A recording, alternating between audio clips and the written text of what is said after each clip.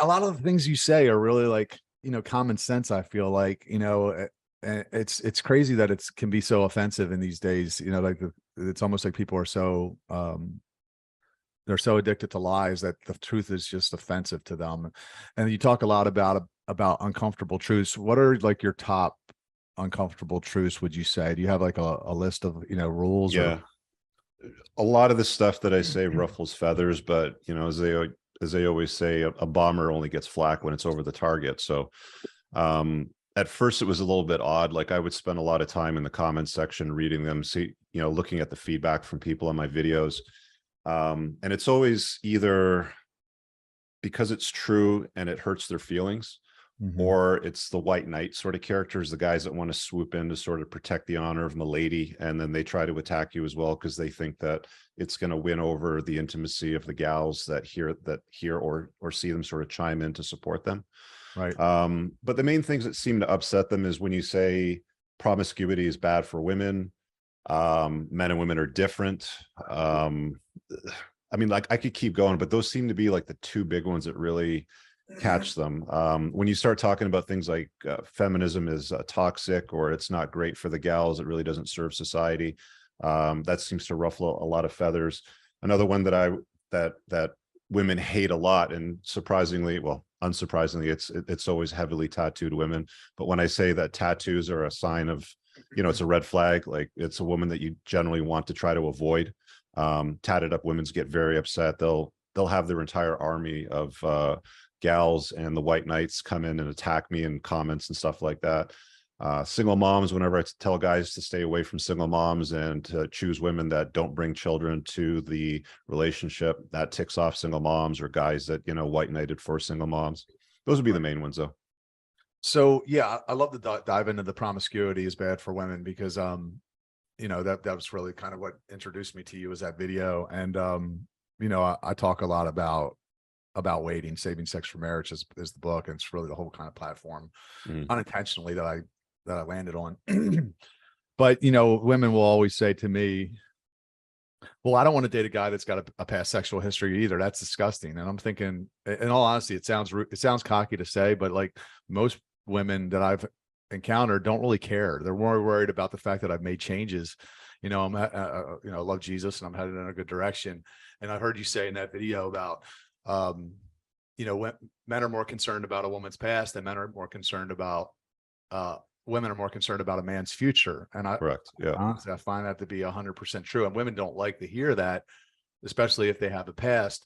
But really, to me, it goes back to the fact of what men and women are controlling in a relationship. So a man controls if and when we get married. He's the one that proposes. So he controls the Correct. security. A woman controls if and when we have sex. So I always phrase it or pose it like this to women. I'm like, imagine if you met a man and you fell in love, you got engaged, and then you found out that he proposed to every woman that he dated before you. Mm-hmm. How would you feel? Correct. And they're like, not that special, right? I said, well, that's how men feel when you're sleeping with everybody that you dated before them, because you were giving away the thing that you had control over. You were just giving it away. And now I'm supposed to be, not have feelings about that. And yeah, people don't like that.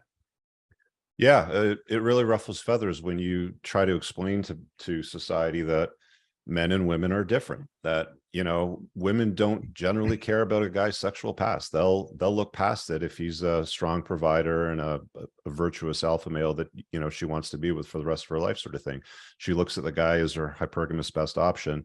Doesn't matter if he's been with 2 gals or 20 or 200, as long as he can provide. But men are success objects, right? So that's why women look at a man's future, but women are beauty objects to men. And it's always been that way. But I think with, society today, we've got modern, this modern version of feminism, which is trying to convince society and especially women that men and women are equal. They're the same. And if, what's good for the goose is good for the gander. And that's one of the narratives that just doesn't sit with me. Like, I don't roll with that. So when I tell them, it's like, there's going to be consequences to your promiscuity. They have a very, very hard time understanding that, and they get upset with it. And it's usually the ones that have a promiscuous past, they get very upset with it. But at the same time, it's very difficult to sit down with a 22-year-old and say, look, your value to your future husband is going to be your beauty and the lack of intimacy that you gave away to other men, right?